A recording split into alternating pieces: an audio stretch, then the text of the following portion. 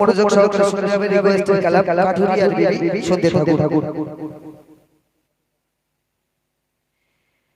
স্বামী ছিল কাঠুরি তার ও গো সকালে যাই চলে আর ঘরের বাইরে যেও না যেন বিবিকে যাই বলে। স্বামী ছিল কাঠুরি তার ও গো সকালে যাই চলে আর ঘরের বাইরে যেও না যেন বিবিকে যাই বলে। এক কাঠুরিয়া ছিল, তো সেই জঙ্গলে কাজ করত, গাছ কেটে কেটে তার সংসারটা চলতো। খুব গরিব সংসার ছিল। তো সেই কাঠুরিয়া যখন জঙ্গলে গাছ কাটতে যায় এবং আল্লাহওয়ালা দিনদার মানুষ ছিল, তো যাওয়ার সময় বিবিকে বলে যায় আমি জঙ্গলে গাছ কাটতে যাচ্ছি, তুমি যেন ঘরের বাইরে যাবে। এই কথা বলে স্বামী ঘরের বাইরে চলে যায়। আর সেই সময় সেই মহিলা দুটো ছোট ছোট মাসুম বাচ্চা ছিল, খেলা করতে করতে একটা বাচ্চা পুকুরের মধ্যে পড়ে যায়। ঘটনাটি কি বলছে দেখুন।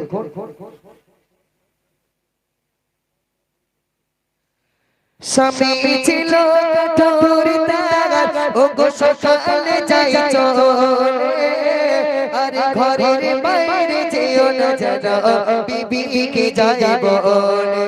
তার কথা মতো চলে বিবি ঘরের বাইরে যায় না, তার ছোট দুটি মাসুম ছেলে ঘরে থাকতে চায় না। একদিন বাইরে চলে গেল তারা গুটি গুটি পা খেলা করেছে দুটি পা ও গো ছোট বাইদা পুকুরে পড়ে যায়। দুটো ভাই খেলা করতে করতে যখন ছোট ভাইটা পুকুরের মধ্যে পড়েছে, বড় ভাইটা মায়ের কাছে খবরটা পৌঁছে দিয়েছে, আম্মাজান ছোট ভাইটা পুকুরের মধ্যে পড়েছে, তুমি একটু তাকে তোলো। যেই মা জননী ঘরের বাইরে যাবে, হঠাৎ করে স্বামীর কথা মনে পড়েছে, আরে আমার স্বামী তো ঘরের বাইরে যেতে বারণ করেছে, আমি কেমন করে যাব আর বাচ্চাটাকে তুলবো। মা জননী ঘরের বাইরে যেতে পারছে না, শুধুমাত্র ঘরের জানালা দিয়ে দেখছে আর চোখের পানিতে মা জননীর মুখটা ভেসে যাচ্ছে, তবুও ঘরের বাইরে যেতে পারছে না আর বাচ্চাটাকে তুলতে পারছে না। আমাদের ঘরের ভাবিদের যদি বলা হয় বাজার করতে যাওয়ার সময় তোমরা যেন ঘরের বাইরে যেও না, খবরদার। তো সেই মুহূর্তে যদি একটা শিয়াল এসে ওই ভাবির যদি একটা হাঁস মুরগি টেনে নিয়ে যায় বা ভাবি ঘর ধরবে বলে মনে হয়, হ্যাঁ কায়দা করে কোমরে আঁচলটা গুজে ওই শিয়াল মুরগি নিয়ে যত ধরে দৌড়াবে আর ভাবি অত ধরে দৌড়াবে, আমার ডোবের থেকে মুরগি নিয়ে তো হজম করবা অত সহজ না। এত গ্রামে এত মানুষ রয়েছে, আমার সঙ্গে কেউ ঝগড়া করে পারে না, আর তুমি আমার মুরগি নিয়ে যাও অত সহজ না, মুরগি কেড়ে তবে আমি অন্য কাজ করব, বুঝলেন না? তবে কবি বলছে দেখুন,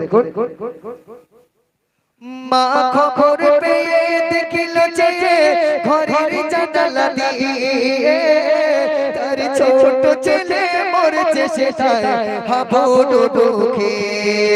স্বামী তাদের বাইরে যেতে করে গেছে মানা, স্বামী তাদের বাইরে যেতে করে গেছে মানা, আর স্বামীর আদেশ না মানলে রাগ করিবে রব্বানা। খোদার ভয়ে স্বামীর কথা ফেলতে পারে না, বাইরে যেতে পারে না, ও গো বাচ্চাটাকে তুলতে পারে না। খোদার ভয় স্বামীর আদেশ, বাইরে যেতে পারছে না আর বাচ্চাটাকে তুলতে পারছে না, এমন দিনদার মহিলা ছিলেন। আর আমাদের ভাই জানেন যদি বারণ করে চলে যায় আর সেই সময় যদি নন্দায় 2 কিলো মিষ্টির প্যাকেট নিয়ে এসে বলে যে ভাবি আমি তোমার নন্দায় এসেছি, আগে বাক্স থেকে নতুন বেঞ্চা তো বার করবে, বুঝতে পারে ভাই স্বামী কোথায় গেছে দেখার দরকার নেই। বাপ তিনটে জিনিস থেকে সাবধান, দুলা ভাই নন্দায় আর দাও দুলাভাই নন্দাই আর দেওর এই তিনটে কারেন্টের থেকেও খারাপ। কারেন্ট যেরকম লাগলে ঝট ঝট ঝটকা মেরে দেয়, এই তিনটে জিনিস হচ্ছে কারেন্টের থেকেও খারাপ। বলছি হয়তো খারাপ লাগছে, কিন্তু এই তিনটে জিনিস থেকে মহিলারা সাবধান থাকবেন। দুলাভাই নন্দাই আর দেওর এই তিনটে জিনিস থেকে কবি বলছে দেখুন, মা কিছু নাকি করতে পেরে নামাজ পড়ি আরে নফল নামাজ পড়ে কাঁদে হাত খানা তোলে পুকুরে ডুবে মারা গেছে আমার ছোট ছেলে।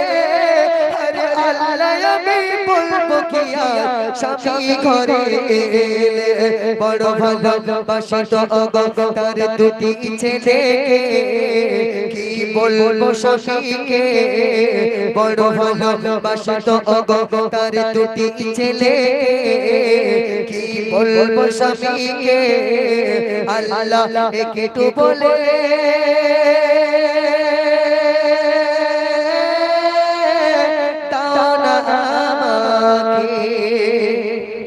আল্লাহ আমার স্বামী তার দুটো সন্তানকে বড় ভালোবাসে, বড় মহব্বত করে। স্বামী যখন জঙ্গল থেকে গাছ কেটে ঘরে ফিরবে আমাকে জিজ্ঞাসা করবে, বিবি আমার সন্তান দুটো কোথায় নিয়ে এসো, এক থালায় বসে ভাত খাবো। আমি মা কেমন করে বলবো যে তোমার একটা ছেলে মারা গিয়েছে? তো সারাদিন পরে জঙ্গল থেকে বিবি ঘরে ফিরছে কাজ করে, সারাদিন পরে জঙ্গল থেকে স্বামী কাজ করে ঘরে ফিরছে। সেই সময় বিবি স্বামীর সঙ্গে বলে যে তোমার একটা ছেলে মারা গিয়েছে। দুটো সন্তানের ভিতরে একটা যখন মারা গিয়েছে স্বামীকে জানায় না, কারণ স্বামী জঙ্গল থেকে কষ্ট করে ঘরে ফিরেছে, আগে স্বামীর সেবা করে নিচ্ছে।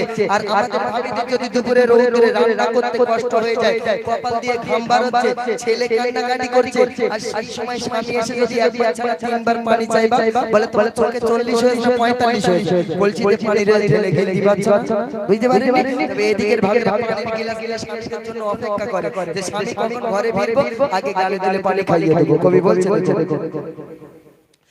সারা দিন পরে ফিরিল ঘরে তাদের স্বামী চাকর, আর স্বামীর সেবা করছে বিবি হাসি মুখে তার। বিবির কাছে স্বামী যখন ছেলের খবর নিল, আর দুপুর কেঁদে বিবি তখন বলিতে লাগিল, কি বলছে কাফন কিনে আনো স্বামী বাজার থেকে, তোমার ছোট ছেলে দাফন করতে হবে আজকে তাকে। স্বামী তুমি বাজারে চলে যাও, কাফন কিনে আনো, আজকে তোমার ছোট ছেলেকে দাফন করতে হবে। সারাদিন পরে জঙ্গল থেকে যখন স্বামী ঘরে ঘরে এই খবরটা পেয়েছে, স্বামীও কেমন ছিল, বিবির উপরে কোনো গরম না হয়ে বিবিকে বলল যে আমার সেই মরা ছেলেটা কোথায় রাখা আছে।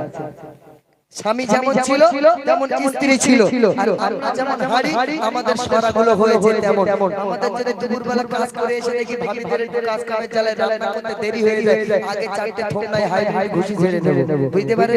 বলে তোমার বাপের বাড়ি তুমি খাচ্ছ, তা তোমার রান্না দেরি হচ্ছে। মানে আমরা যেরকম আমাদের স্ত্রীগুলো হয়েছে সেরকম। কবি বলছে দেখুন, সারাদিন পরে ফিরিল ঘরে, সারাদিন পরে স্বামী বলে ছেলে আমার কখন মারা গেছে, আর বলো আমার মরা ছেলে কোথায় রাখা আছে। স্বামী বলে ছেলে আমার কখন মারা গেছে, আর বলো আমার মরা ছেলে কোথায় রাখা আছে। বিবি সঙ্গে করে নিয়ে স্বামী পুকুর ঘাটে গেল, ছেলে ওই পানিতে পড়ে আছে ইশারায় দেখিয়ে দিল। ছেলে ওই পুকুরের পানিতে পড়ে আছে, যখন ইশারা করে দেখিয়ে দিল, তখন স্বামী পুকুরের দিকে তাকিয়ে অবাক হয়ে যাচ্ছে। কেমন হতাশা হয়ে দেখল স্বামী সাগরের ঘাটে বসে, হতাশা হয়ে দেখল স্বামী পুকুর ঘাটে বসে, ছেলে ফুল নিয়ে ওই করেছে খেলা আর মিটি মিটি ঘাসে পিতা জড়িয়ে বুকে ছেলের বুকে চুমা দিয়ে কাঁদে পিতা জড়িয়ে বুকে ছেলের বুকে চুমা দিয়ে কাঁদে বিবি দেখালে কেন ভয় ও গো এই তো সোনা আছে দুনিয়া তুমি আমার সঙ্গে মিথ্যা কথা বলেছো না আমাকে ভয় দেখিয়েছো এই তো সোনার চাঁদ ছেলে আমার দুনিয়ার জমিতে বেঁচে আছে তখন বিবি বলছে আমার ছেলেটা মারা গিয়েছে আমি নিজের চোখে দেখেছি কিন্তু কেমন ভাবে চিন্তা হয় মা তো বুঝতে পারছে না শেষ কথা কবি বলছে বিবি বলে একই গলা ও মোগা আমার মুর্দা ছেলে চিন্তা হলো কি করে বলো না স্বপ্নে তারে চাঁদিয়ে দিল শোনো মহিলা তোমার মুর্দা ছেলে বাঁচিয়েছে আমি মাবুদ আল্লাহ কেন তুমি স্বামীর আদেশ মেনেছিলে করেছিলে আমার ভয় তাই আমি দয়াময় তুমি স্বামীর আদেশ মেনেছিলে করেছিলে আমার ভয় তাই আমি দয়াময় দয়া করেছি গো বিপদের সময় স্বামী আদেশ মেনেছিলে আমি আল্লাহ আমাকে ভয় করেছিলে তার কারণে আমি আল্লাহ তোমাকে দয়া করেছি শুধু স্বামীকে সেবা করার চেষ্টা করবে স্বামী তোমাদের জন্য জান্নাতে যাওয়ার একটা রাস্তা তো শুনতে থাকো ঠাকুর আমাদের মুখ থেকে আরো সুন্দর সুন্দর কালাম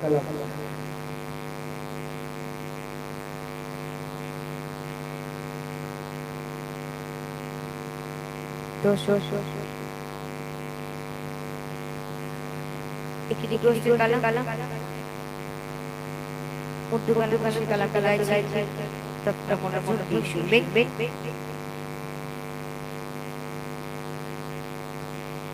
क्यों लोग ये कहते हैं क्यों लोग ये कहते हैं कमर नहीं मिलता तैबा चला जाए जिससे प्यार नहीं मिलता क्यों लोग ये कहते हैं क्यों लोग ये कहते हैं कमर नहीं मिलता तैबा में चला जाए जिससे प्यार नहीं मिलता क्यों लोग ये कहते हैं कमर नहीं मिलता तैबा में चला जाए जिससे प्यार नहीं मिलता मिलते रे सुखवा के सरकार की कदमों में मिलते रे सुखवा के सरकार की कदमों में मिलते रे सुखवा के सरकार की कदमों में मिलते रे सुखवा के सरकार की कदमों में जब दिल का कोई सच्चा जब दिल का कोई सच्चा दिलदार नहीं मिलता तैबा में चला जाए जिससे प्यार नहीं मिलता क्यों लोग ये कहते हैं क्यों लोग ये कहते हैं कमर नहीं मिलता तैबा में चला जाए जिससे प्यार नहीं मिलता हर गम मिट जाता है सरकार की बस्ती में हर गम मिट जाता है सरकार की बस्ती में हर गम मिट जाता है सरकार की बस्ती में हर गम मिट जाता है सरकार की बस्ती में मिलते दुआ लेंगे मिलते दुआ लेंगे नहीं मिलता तैबा में चला जाए जिससे प्यार नहीं मिलता क्यों लोग ये कहते हैं क्यों लोग ये कहते हैं कमर नहीं मिलता तैबा में चला जाए जिससे प्यार नहीं मिलता वो एक ही नगरी है सुल्तान दो आलम की वो एक ही नगरी है सुल्तान दो आलम के, वो एक ही नगरी है सुल्तान दो आलम के, वो एक ही नगरी है सुल्तान दो आलम के। जिस नगरी में सुनने को, जिस नगरी में सुनने को इनकार नहीं करता, जिस नगरी में सुनने को